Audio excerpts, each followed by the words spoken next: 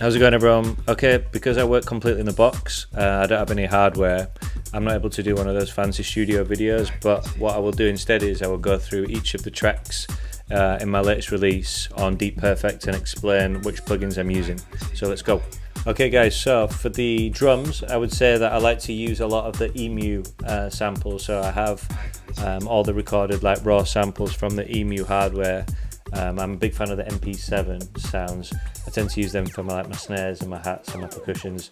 And for a kick, I've got like a few kicks which I've kind of tweaked over the years. Bass, I've used the Albino 3, which I've had for probably 10 years now, and it's a really solid bass plugin.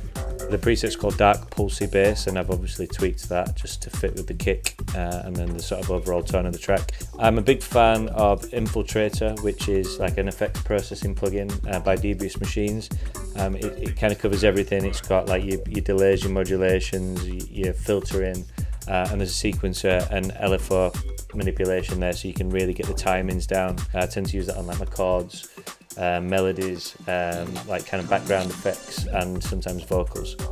For my next plugin, I like to use a lot of Max for Live devices. One of my favourite sequencers in Max for Live is called the Step Sequencer 64, J74, whatever that means. So it allows you to input your sequences, you can change the velocity, you can change the octave, and you can also use the sequence to map other effects within Ableton. So I can adjust the pattern of this and map this to say the filter, and we'd get some really nice filter modulation all within the same timing of the sequencer, and it's free as well. For this part of the track, which I suppose is the hook of the track, aside from the vocal, is a kind of percussive modular sound, and I've used a plugin called Opal by Fours, which is really cool. It's kind of I suppose it's a similar kind of plugin to that of the Electron hardware, similar kind of parameters, but it has a very authentic percussive sound which I really like, so I've used that for this hook.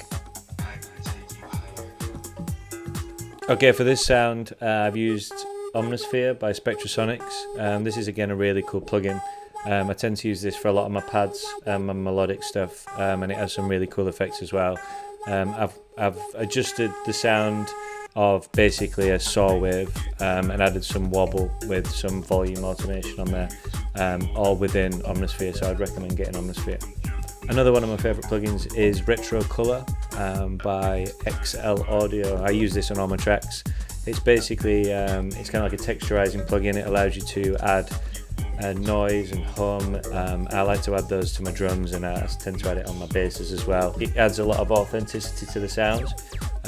I always tend to use really good high quality plugins anyway, but this is a really good way to sort of fill out the overall mix, and sometimes instead of using saturators it's good to use texture plugins, because sometimes saturation you don't want to drive sounds too hard, and it can affect the clarity of the sound sometimes. So if I don't want to use saturation to add colour or texture, I tend to use Retro Color, which is really cool.